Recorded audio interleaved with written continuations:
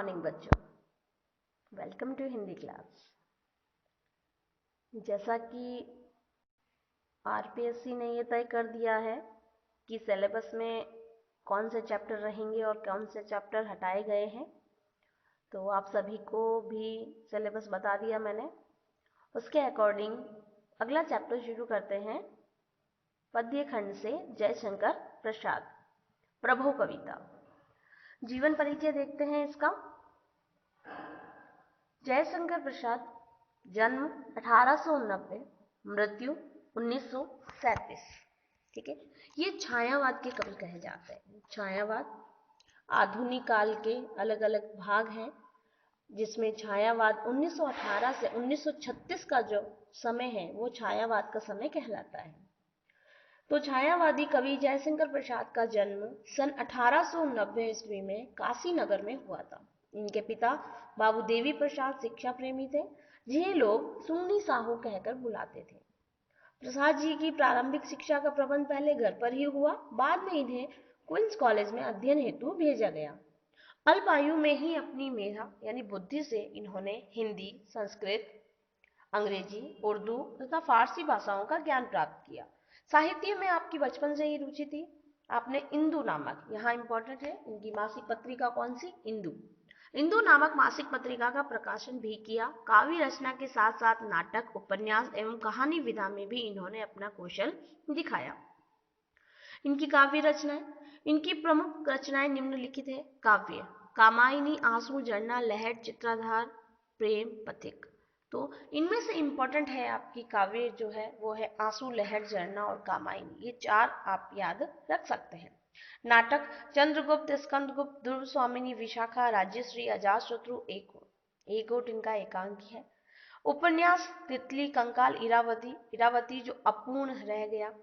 कहानी इनकी प्रतिध्वनि, आकाशदीप, छाया, आंधी, इंद्रजाल, पुष्कार, गुंडा। निबंध काव्य कला।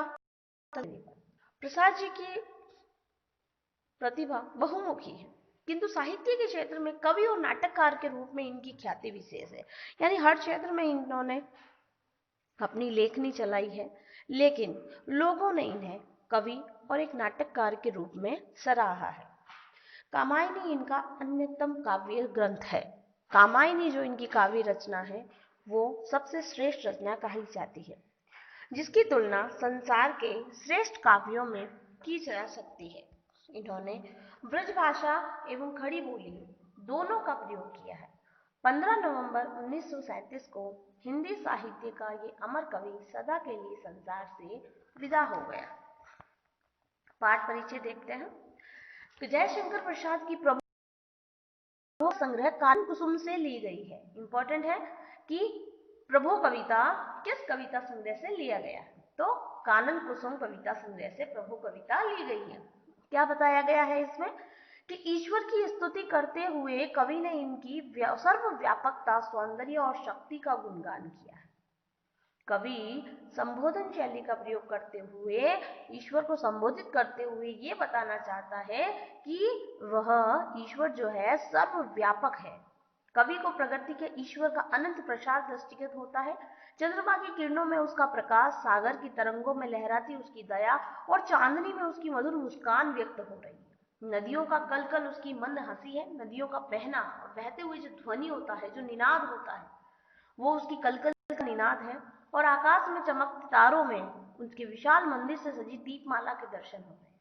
कवि कहता है कि ईश्वर प्रकृति रूपिणी कमलिनी को खिलाने वाला सूर्य है। जिस प्रकार कमलिनी सूर्य को देखकर खिलती है, उसी प्रकार ये संसार ईश्वर से ही चलायमान है।